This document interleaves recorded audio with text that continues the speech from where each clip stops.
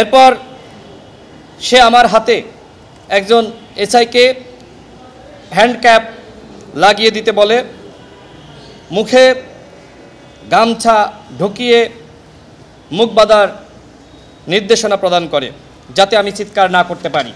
এরপর আমার হাত ও মুখ বেঁধে ফ্লোরে ফেলিয়ে পুলিশের যে মোটা লাঠি সেই লাঠি দিয়ে নির্যাতন শুরু করে। এ সময় আমার আঙ্গুল ফেটে ফ্লোরে রক্ত পড়ে এবং আমার পুরো শরীর থেতলে যায়। আমি কয়েকবার সেন্সলেস হয়ে পড়ি। আমি তখন আর কিছুই বুঝতে পারছিলাম না। আমার স্বাভাবিক সেন্স সে সময় কাজ করছিল না। আমার মনে হচ্ছিল আমি মারা যাচ্ছি।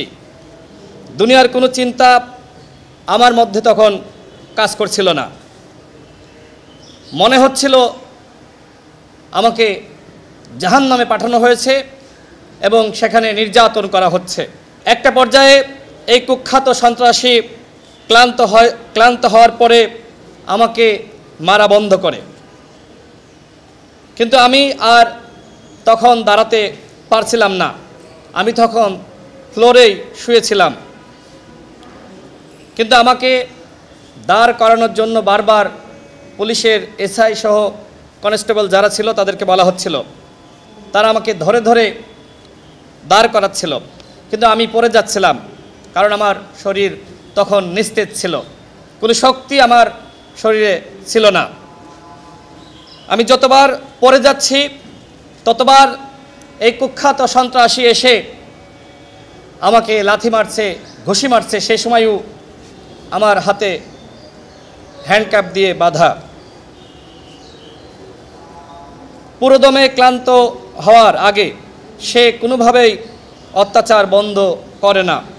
আমার সামনেই ফ্লোরে পড়ে থাকা রক্ত আমার সামনেই তারা টিস্যু দিয়ে মুছে ফেলে।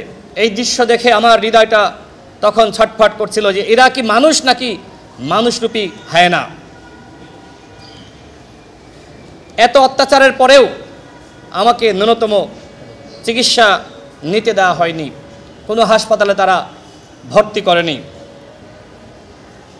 আমি চিৎকার করে অনেকবার বলেছি আমার চিকিৎসা প্রয়োজন, কিন্তু তাদের কানে আমার আওয়াজ, আমার শব্দ পৌঁছায়নি। আমরা যে অভিযোগ দিয়েছি সেই অভিযোগের বিষয়ে আমি যে লিখিত বক্তব্য, আমি নিজেই বাদী, সেই বক্তব্য আপনাদেরকে আমি শোনাচ্ছি।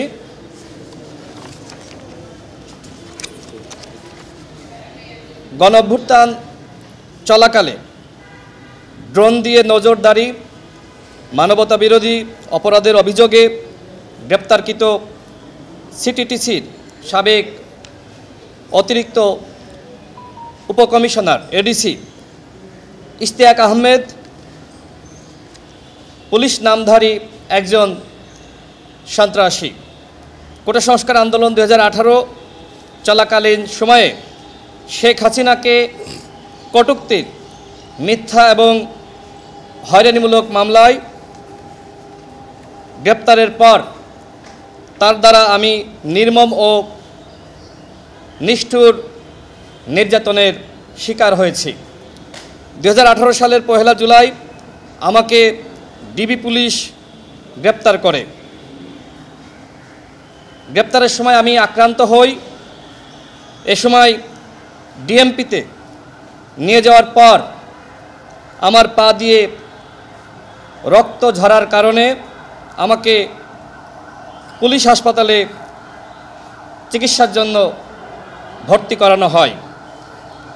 প্রাথমিক চিকিৎসা শেষে ডিএমপির সাইবার ক্রাইম ইউনিটে নিয়ে যাওয়ার পরপরই এডিসি ইশতিয়াক আহমেদ আমাকে অকথ্য ভাষায় গালিগালাজ করে, আমার মা বাপকে সম্বোধন করে গালিগালাজ করে আর বলতে থাকে আমার চেহারা চোরের মতো, আমি শেখ হাসিনাকে গালি দিয়েছি।